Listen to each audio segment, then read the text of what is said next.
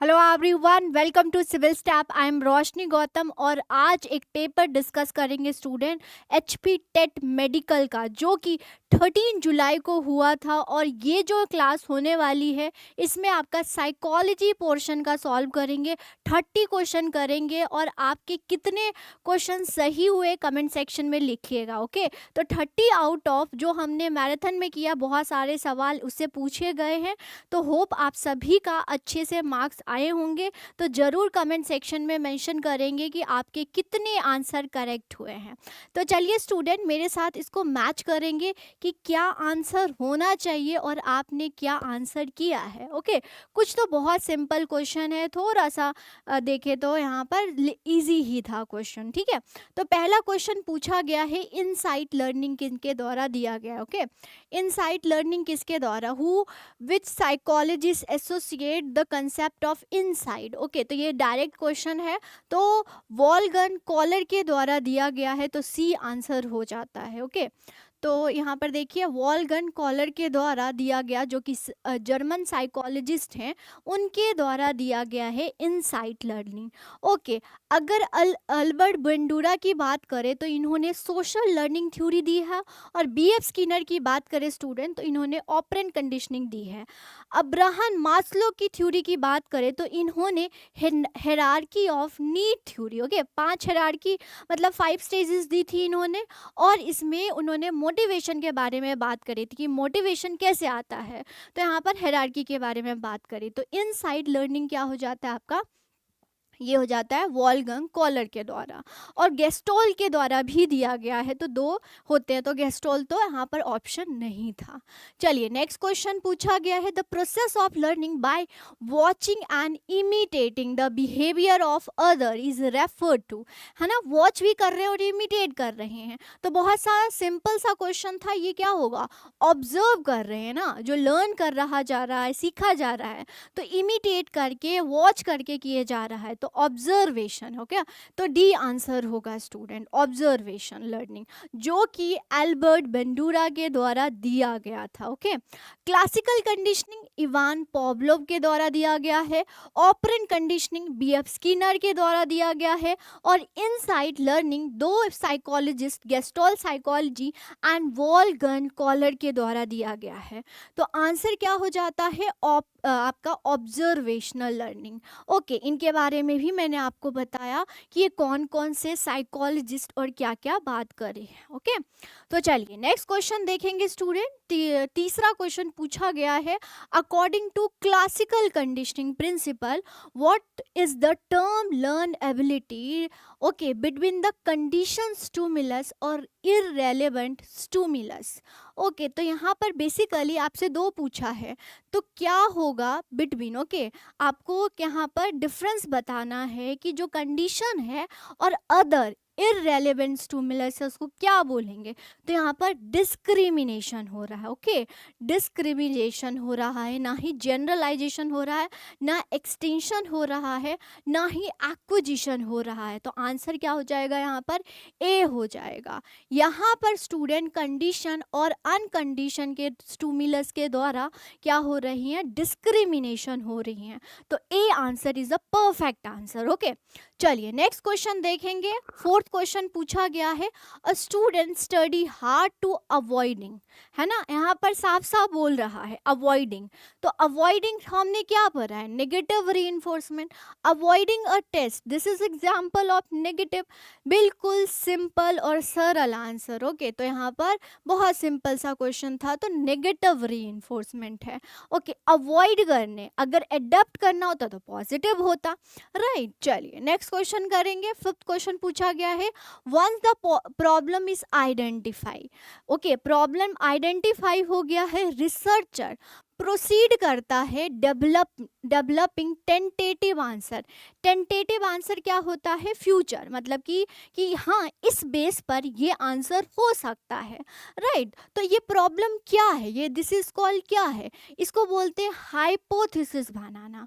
Okay, ये थोड़ा research से क्वेश्चन आया है कि क्या होता है स्टूडेंट, जैसे कि अभी रिसर्च करना है तो पहले क्या बनाया जाता है, टेंटेटिव, ये हो सकता है, या तो ये थ्योरी हो सकती सकती है या नहीं हो सकती है। मान लीजिए, इसको मैं आपको सीडीपी के पर्सपेक्टिव से सिखाती हूँ। मान लीजिए कि एक इंस्टीट्यूट में क्या हुआ, स्मार्ट बोर्ड लाया गया। तो यहाँ पर हम देखेंगे कि स्मार्ट बोर्ड से लर्निंग इंक्रीज होगी या डिक्रीज होगी, राइट। तो यहाँ पर क्या होगा, हमने हाइपोथेसिस बनाई। तो टेंटेटिव वर्ड आपको क्या बता रहा है, हाइपोथेसिस। और हाइपोथेसिस मीन्स ही क्या होता है, tentative assumptions. Okay, tentative assumptions होते हैं, तो ये रिसर्च से रिलेटेड आ गया। ऑब्जर्वेशन मतलब कि देखना, इमिटेट करना, कॉपी करना, राइट। और प्रिडिक्शन मतलब कि हाँ, फ्यूचर में ऐसा कुछ हो सकता है। ओके, तो ये चीज़ है प्रिडिक्शंस। तो वो हो जाती है प्रिडिक्शन, फ्यूचरिस्टिक यहाँ पर जो भी हो सकता है, मान लीजिए। नेक्स्ट देखेंगे, 6 है, the school of psychology whose goal was identify the basic element of experience. Okay, basic element पूछ रहा है, बेसिक एक्सपीरियंस आपको बता रहा है कि आंसर क्या हो जाएगा, स्ट्रक्चरलिज्म। ओके, स्ट्रक्चरलिज्म हो जाएगा। अगर ये तो है ही नहीं आपका, ओके, ये तो है ही नहीं, ये डुअलिज्म, दो चीज़ों के बीच में। अगर फंक्शनलिज्म की बात करें तो इमोशन के साथ कॉग्निशन भी आता है। तो यहाँ पर कोई डाउट नहीं होना चाहिए, क्या होगा, स्ट्रक्चरलिज्म हो रही है। ओके, तो experience is all about mind, आपका डेवलप्ड हो रहा है, तो ये क्या हो जाएगा, स्ट्रक्चरलिज्म। एक्सपेरिमेंटलिज्म कुछ नहीं होता। ओके, ये है ही नहीं, ये स्कूल ऑफ साइकोलॉजी है ही नहीं। डुअलिज्म क्या बता रहा है, दो डिस्टिंक्ट मतलब कि दो अलग अलग आपके principle of mind and body. Okay, functionalism क्या होगा, इमोशन के साथ, आपका इमोशन के साथ कॉग्निशन भी होगा, तो ये होता है, थोड़ा बताया मैंने। Behaviourism rejected. ओके, क्यों रिजेक्ट किया गया, क्योंकि ये बहुत ज़्यादा सब्जेक्टिव है। सब्जेक्टिव मतलब कि रियलिस्टिक नहीं है, फैक्चुअल नहीं है। ओके, ऑब्जेक्टिविटी होता तो ठीक होता, लेकिन ये सब्जेक्टिविटी है, बिहेवियरलिज्म इज सब्जेक्टिविटी, इसीलिए ये क्या किया गया, इसको रिजेक्ट किया गया है। ओके, अगर ये ऑब्जेक्टिव होता, फैक्चुअल होता है, रिलायबिलिटी होती है, रिलायबिलिटी मतलब कि एक्चुअल में ये अप्लाई हो रहा है, तो आंसर हो जाता कोई और। बट यहाँ पर क्यों रिजेक्ट किया गया, ये सब्जेक्टिव है। सब्जेक्टिव मतलब टू मच इमोशन फीलिंग्स है। ओके, रिलायबल नहीं है, फैक्चुअल नहीं है। जैसे कि अगर मैं साइंस बोलूँ तो वो साइंस क्या है, आपका फैक्चुअल है, जो है वो है। लेकिन अगर ह्यूमैनिटी की बात करें तो थोड़ी सी ह्यूमन आ जाता है, राइट। तो ये हो जाता है, तो आंसर आपका क्या हो जाएगा, डी आंसर हो जाएगा। ठीक है, चलिए नेक्स्ट क्वेश्चन देखेंगे, who devise the concept of IQ, किन के द्वारा, तो आंसर हो जाएगा विलियम स्टर्न के द्वारा। ओके, तो ये सिंपल, इसका फॉर्मूला आपके आर्ट्स में पूछा था, किसके द्वारा दिया गया, ये आपके मेडिकल में पूछ लिया। ओके, तो इसका formula IQ upon mental as into chronological age into 100 हो जाएगा। ओके, मेंटल शायद मैंने इनटू बोल दिया, डिवाइडेड होगा। ओके, डिवाइडेड, तो विलियम स्टर्न के द्वारा दिया गया था IQ कि जैसे जैसे एज बढ़ती है तो ह्यूमन स्टूडेंट्स की मेंटल मतलब इंटेलिजेंस क्या होता है, ये हो गया है। ठीक है, नेक्स्ट देखेंगे स्टूडेंट, ये बहुत सिंपल सा क्वेश्चन है, फॉर्मल ऑपरेशनल स्टेज बिटवीन क्या होता है। तो अब 12 है, अब 12 तो है नहीं, तो हमने देखना है 11 to 15। ओके, तो सी आंसर हो जाएगा, पियाजे। 4 स्टेजेस दिया है, 4 स्टेजेस में आपसे पूछा था फॉर्मल। ओके, तो 12 एंड अप होता है। अब ऑप्शन के जरिए से आपने क्या करना था, आंसर करना था। तो आंसर क्या हो जाएगा आपका, सी आंसर हो जाएगा 11 to 15। ओके, इस प्रकार से सेंसरी मोटर होता है, प्री ऑपरेशनल होता है, कंक्रीट होता है, तो इससे सी आंसर हो जाता है। नेक्स्ट क्वेश्चन पूछा है, a researcher wants to investigate okay effect the new teaching method on the student performance. तो यहाँ पर कॉज एंड इफेक्ट की बात कर रही है। बहुत बार मैंने जो क्वेश्चन सॉल्व किया है मैंने आपको बताया था कॉज एंड इफेक्ट और एक्सपेरिमेंटल मेथड। इसमें जो इंडिपेंडेंट वेरिएबल होता है, जो किसी पर डिपेंड नहीं होता है, उसको हम चेंज या मैनिपुलेट कर सकते हैं। ओके, तो वो क्या हो जाता है, no doubt out, experimental method होगा। जहाँ पर कुछ किया जा रहा है, मतलब कि कॉज किया, क्या इफेक्ट हुआ, तो new teaching method is a cause. क्या बच्चे की लर्निंग पावर इंक्रीज हुई, तो वो क्या हो जाएगा, एक्सपेरिमेंटल मेथड।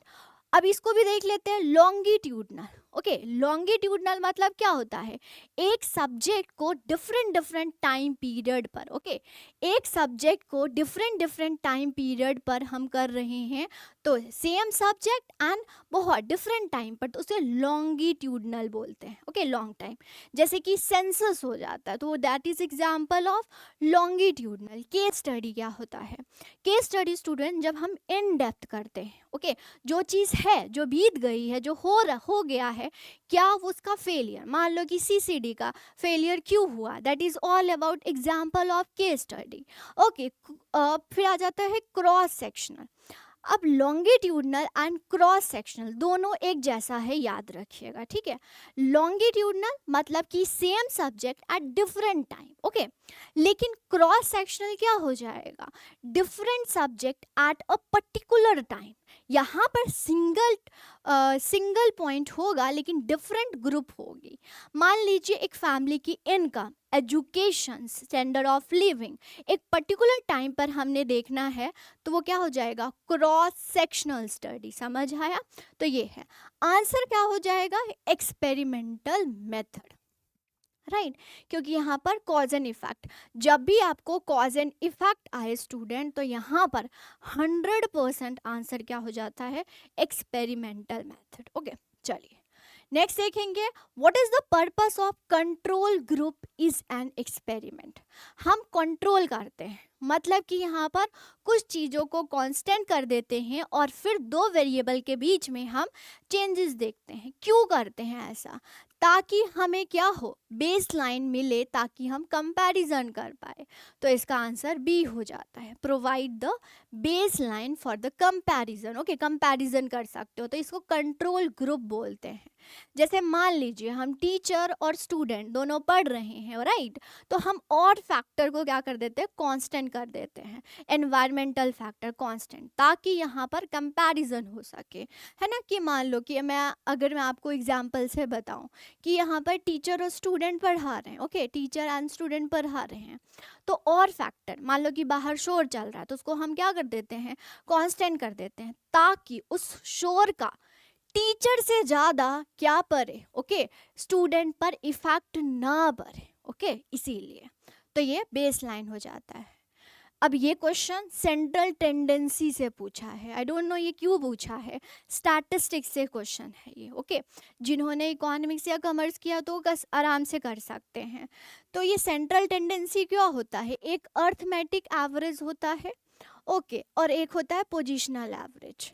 अर्थमेटिक में स्टूडेंट आता है, ओके, अर्थमेटिक मीन में आप जाते हैं, जिसको कैलकुलेशन भी बोलते हैं, तो एवरेज हो गया जिसको मीन बोलते हैं, ओके, एवरेज मीन हो गया, ज्योमेट्रिक मीन होता है और हार्मोनिक मीन होता है, ओके। और जो पोजिशनल होता है वो मीडियन होती है, मीडियन एंड मोड होता है।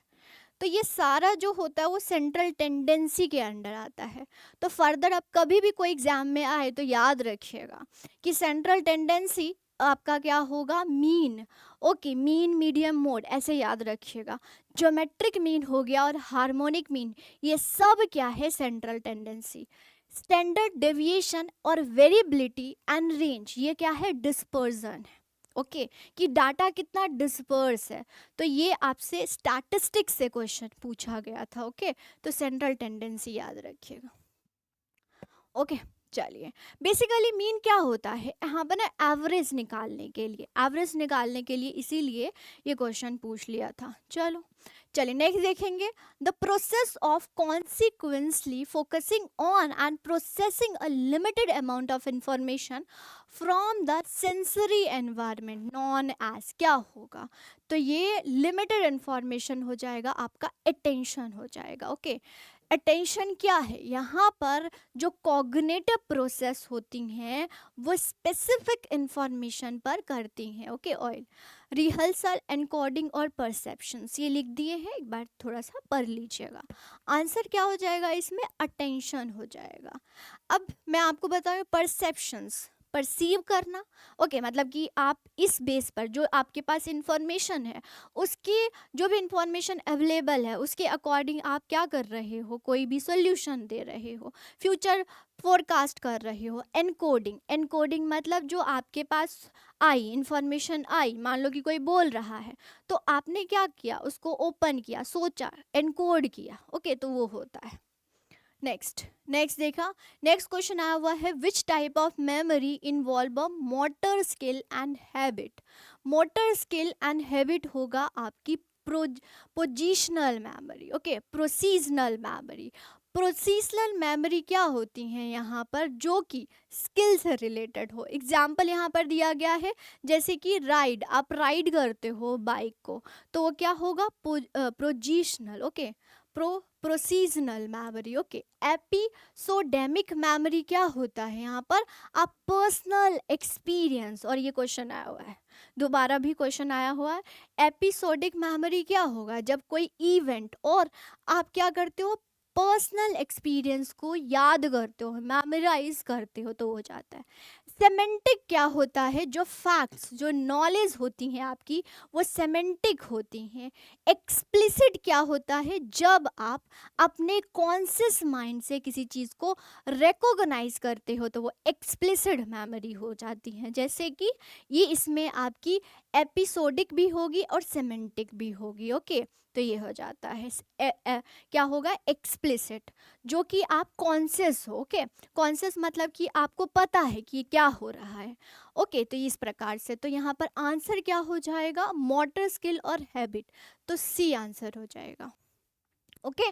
नेक्स्ट देखेंगे स्टूडेंट, अ रैट, बहुत सिंपल सा answer, the rat learn to press a lever, okay in order to receive food, okay किसके द्वारा, ऑपरेंट कंडीशनिंग के द्वारा। तो कि ऑपरेंट कंडीशनिंग के द्वारा दिया गया था, जो रैट पर बिहेवियरलिज्म थ्योरी की बात की गई थी। तो आंसर यहाँ पर ऑपरेंट कंडीशनिंग हो जाएगी, ओके तो आंसर आपका ये हो जाएगा, ठीक है। क्लासिकल में आपको बता चुकी हूँ, ऑब्जर्वेशनल भी बता चुकी हूँ, इनसाइट भी बता चुकी हूँ। चलिए नेक्स्ट देखेंगे, in classical conditioning the neutral stimulus become the condition stimulus through, क्या होगा, रीइंफोर्समेंट नहीं होगा, पनिशमेंट नहीं होगा, क्योंकि क्लासिकल कंडीशनिंग की बात कर रहे हैं ना, तो इसको एलिमिनेट कर दीजिए। ऑब्जर्वेशनल नहीं, यहाँ पर कुछ हम ऑब्जर्व नहीं कर रहे हैं, इमिटेट नहीं कर रहे हैं, तो ये क्लासिकल कंडीशन की बात ही नहीं करेगी, क्योंकि यहाँ पर तो बेंडूरा की बात की गई है, तो डी आंसर हो जाएगी। एसोसिएट करेंगे अनकंडीशनल स्टिमुलस, ओके जो कि डॉग पर हुआ था, फूड और बेल के बीच में हुआ था, तो आंसर क्या हो जाएगा, डी हो जाएगा, ओके तो association with unconditional stimulus. Reinforcement operating conditioning, punishment operating, observational learning क्या दिया है यहाँ पर, ऑब्जर्वेशनल लर्निंग क्या हो जाएगा, जो ऑब्जर्व किया जाता है, एल्बर्ट बेंडूरा के द्वारा बोला गया, ठीक है। नेक्स्ट देखेंगे, which theory suggest that forgetting occur because memory trace fade over time, जो आपकी मेमोरी में चीज़ें बनी हुई है वो फेड हो रही हैं, मतलब ख़त्म हो रही हैं, धुंधला हो रही हैं, राइट, उसको क्या बोलेंगे, सिंपल है, इसको बोलेंगे trace decay theory. Trace decay हो रहा है, कम हो रहा है, तो उसको बोल दे देंगे, ठीक है, फेड हो रहा है, कम हो रहा है, तो आंसर बी हो जाता है आपका, ठीक है। नेक्स्ट देखेंगे, what is the process of reducing the occurrence of behavior by presenting aversion stimulus, okay तो रीइंफोर्समेंट, पनिशमेंट, एक्सटिंक्शन, हैबिचुएशंस क्या हो जाएगा, the process of reducing the occurrence of behaviour, okay तो यहाँ पर अक्रेंस ऑफ बिहेवियर, तो reinforcement की बात की गई है, तो आंसर ए हो जाएगा, okay occurrence of behaviour, okay तो कैसे हो रहा है, रीइंफोर्समेंट से, तो आंसर ए हो जाएगा, ठीक है। नेक्स्ट देखेंगे स्टूडेंट, हाँ नेक्स्ट क्या है, which psychologist is known as the research on effect of observational learning, अभी बताया था मैंने आपको, ऑब्जर्वेशनल और एग्रेशन इन चाइल्ड, तो ये किसके द्वारा दिया है, मास्लो नहीं होगा, फ्रूड नहीं होगा, एल्बर्ट बेंडूरा के द्वारा दिया गया है, ओके एल्बर्ट बेंडूरा हो गया, ये ऑब्जर्वेशनल लर्निंग दी है। मास्लो ने क्या दिया है, थ्योरी ऑफ नीड, मोटिवेशनल के 5 स्टेजेस दिए हैं। सिगमंड फ्रूड, इनकी वैसे थ्योरी नहीं आई बट इनका नाम बहुत बार आ गया है, इन्होंने साइको एनालिटिकल थ्योरी दिया है। ओके, फेजेस के बारे में बात करी थी कि बच्चा के पास कितना डेवलपमेंट होता है। ओके, जॉन वॉटसन ने, इन्होंने क्या बात की है, बिहेवियरलिज्म के बारे में बात की गई है, ऑब्जर्वेशन के बारे में बात नहीं की है। तो आंसर क्या हो जाएगा आपका, सी आंसर हो जाएगा, राइट। चलिए नेक्स्ट देखेंगे, according to operant condition the principle which of the following schedule of reinforcement. Okay, schedule of, तो यहाँ पर कॉन्टिन्यूसली और क्या पढ़ते हैं, पार्शियल रीइंफोर्समेंट। तो पार्शियल में आपका फिक्स रेशो या वेरिएबल रेशो, फिक्स इंटरवल और वेरिएबल इंटरवल होता है। तो आंसर इसमें आएगा वेरिएबल रेशो, जो कि okay highest rate of responsive होती हैं। जो ब्रेन होता है वो हाईएस्ट कौन से में करता है, वो वेरिएबल रेशो में करता है। तो बी आंसर हो जाएगा इसका, ठीक है। चलिए नेक्स्ट देखेंगे, who coined the term serial position effect. Serial position effect Hermann के द्वारा, तो ए आंसर हो जाता है। सीरियल ओके पोजीशन इफेक्ट क्या होता है, how the position of item is listed, कैसे आपने अपने जो माइंड में है लिस्ट किया और उसको रिकॉल किया। ओके, अगर वही देखें सिगमंड फ्रॉइड, उन्होंने क्या बोला है, साइको एनालिसिस थ्योरी। ओके, ये भी रिवाइज, ये पिछले में भी एग्जाम में आ चुका है। डब्ल्यू वॉन्ट किस क्या दिया था, ये तो साइकोलॉजिस्ट, मतलब कि experimental of psychology, first time जो लेबोरेटरी में टेस्ट किया है वो है। ओके, ये हो जाता है। विलियम जेम्स, इन्होंने फंक्शनलिज्म के बारे में, स्कूल ऑफ साइकोलॉजी के बारे में बात करी है। ओके, तो ये हो जाता है। नेक्स्ट देखेंगे 22, who among the following is a psycholinguistic. Okay, psycholinguistic norm Chomsky के द्वारा दिया गया है। ओके, तो डी आंसर हो जाता है, तो डी नॉर्म्स। गार्डनर पता है आपको, मल्टीपल इंटेलिजेंस के बारे में बात करी है। ओके, तो ये है, इनके बारे में भी हम कभी डिस्कस कर लेंगे। तो ये देखिए आंसर क्या हो जाएगा यहाँ पर, हरमन के द्वारा। ओके, चलिए नेक्स्ट देखेंगे, ये हो गया दे सेल्फ एक्चुअलाइजेशन, ये किसकी थ्योरी से है, मास्लो थ्योरी से। तो अब्राहम मास्लो के, ये सारे हमने किया था मैराथन में। तो सेल्फ एक्चुअलाइजेशन जो टॉप लेवल है, ओके, जो मैं आपको बोलती भी थी, निर्वाण की प्राप्ति हो गई, तो ये क्या दिया है, अब्राहम मास्लो के द्वारा दिया है। तो बी आंसर हो जाएगा। ओके, ये है need theory. Okay, hierarchy of need दिया था इन्होंने, ठीक है। तो बिल्कुल जो टॉप लेवल है वो है। फिर 24 क्वेश्चन पूछा गया, the word psychology was first introduce, पहले पूछा था साइकोलॉजी कहाँ से आया है, कौन से वर्ड से ड्राइव किया गया है। तो फर्स्ट द वर्ड साइकोलॉजी कहाँ, किसने इंट्रोड्यूस किया है, तो यहाँ पर रूडोल्फ गोकल हो जाएगा। ओके, रूडोल्फ गोकल हो जाएगा, ए आंसर हो जाएगा। ओके, चलिए, तो ये है William James, Sigmund Freud, CG. जंग, ये सारे हैं आपको वो पता है। ये फादर ऑफ अमेरिकन साइकोलॉजिस्ट है Sigmund Freud. Okay, psycho analysis theory दिया है कि कैसे कैसे बच्चे की क्या क्या हैबिट होती हैं। Okay, latency stage, genital stage, ये बोला है। सी.जी. जंग, इन्होंने क्या दिया है, personality theory. Okay, psycho analytical personality theory दिया है, बट इन्होंने कॉइन कुछ नहीं किया है। तो साइकोलॉजी फर्स्ट किनके द्वारा किया गया है, गोकल के द्वारा। चलिए, तो ये answer among the following introduce the concept of moral development, बहुत सिंपल सा, मॉरल डेवलपमेंट किन के द्वारा, बहुत सिंपल सा सरल सा ये क्वेश्चन पूछा है और हर एक स्टूडेंट को आता होगा। तो कॉलबर्ग के द्वारा दिया गया है, लॉग। Okay, BF. स्किनर आपको पता है, सिगमंड फ्रॉइड पता है, एरिक एरिक्सन पता है, इन्होंने 8 स्टेजेस दिए थे। Okay, 8 stages of development, psycho social development की थ्योरी दी और 8 स्टेजेस के बारे में बात करी कि एक बच्चा कैसे, उसका बिहेवियर कैसे होता है अकॉर्डिंग टू एज। ठीक है, तो ये है, लॉरेंस कॉलबर्ग ने मॉरल डेवलपमेंट की थ्योरी दी थी। ठीक है, नेक्स्ट क्वेश्चन पूछा गया है, which type of thinking involve the approaching a problem with a single correct solution. Okay, single, अगर बहुत सारे होंगे तो क्या हो जाएगा, डाइवर्जेंट, सिंगल है तो कन्वर्जेंट थिंकिंग होगी। ओके, डाइवर्जेंट, क्रिटिकल नहीं होगी, क्रिएटिव नहीं होगी। ठीक है, तो सिंगल एक ही जैसा, तो क्या होगा, कन्वर्जेंट, बहुत ज़्यादा होता तो डाइवर्जेंट होता है, ये भी हमने मैराथन में किया था, तो कन्वर्जेंट हो जाता है। ठीक है स्टूडेंट। क्रिटिकल कहाँ होगा? जब आप इवेल्युएटिंग करोगे, एनालाइजिंग करोगे। ओके। क्रिएटिव क्या होगा? जब आप क्यों न्यू इन्वेंशन करोगे।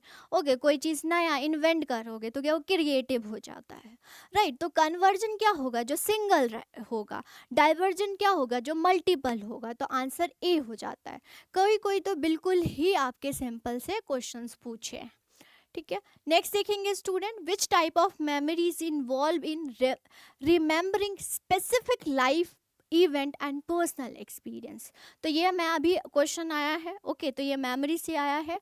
तो जब पर्सनल और इवेंट, पर्सनल एक्सपीरियंस और लाइफ इवेंट के बारे में पूछे तो सी आंसर हो जाएगा एपिस्टोडिक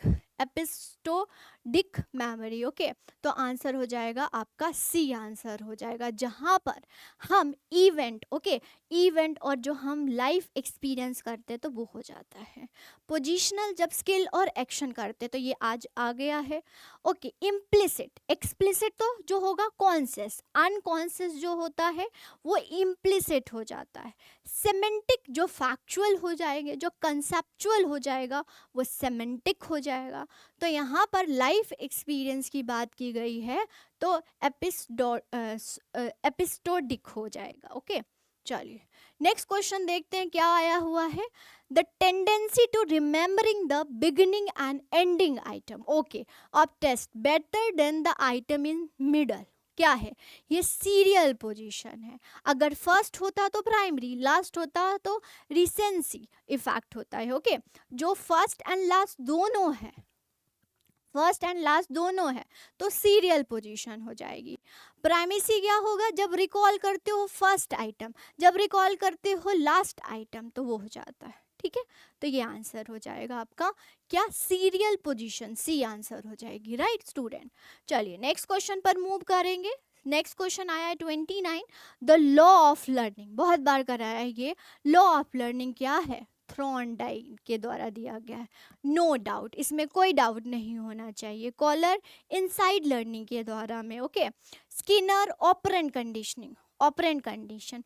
वॉटसन ने बिहेवियरलिज्म के बारे में बात करी है। ओके, ये नेक्स्ट देखेंगे। लास्ट क्वेश्चन पूछा गया है according to Kohlberg. Okay, stages से है।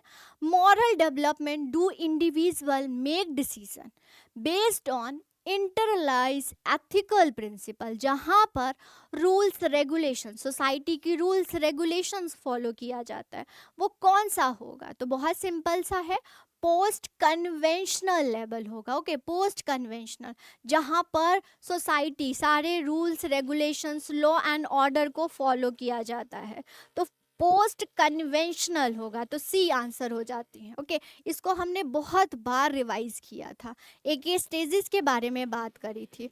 ओके स्टूडेंट, तो यहाँ पर सारे 30 क्वेश्चंस मैंने आपको बताए कि इसका आंसर क्या हो सकता है। ओके, होप आपके ज़्यादा से ज़्यादा आंसर सही हुए होंगे क्योंकि आपने मैराथन क्लास लगाया था, बहुत सारे क्वेश्चन उसमें से भी आया था। स्टूडेंट, जितने भी आंसर सही हुए हैं तो कमेंट सेक्शन में लिखिएगा ज़रूर। नेक्स्ट सेशन में मिलूंगी। अगर चैनल पर नए हैं तो चैनल को सब्सक्राइब कर दीजिएगा, बेल आइकन दबा दीजिएगा, और अगर आपको फ्री कंटेंट चाहिए तो आपने टेलीग्राम चैनल को ज्वाइन कर लेना है। ओके, टेलीग्राम इस नाम से आपको मिल जाएगा, तो वहाँ पर ज्वाइन करके आप ले सकते हैं। ओके, चैनल को लाइक सब्सक्राइब करके जाइएगा क्योंकि आपके लिए बहुत ज़्यादा बेनिफिशियल चीज़ें हम आपके लिए लेके आते हैं। Thank you student, all the best, thank you.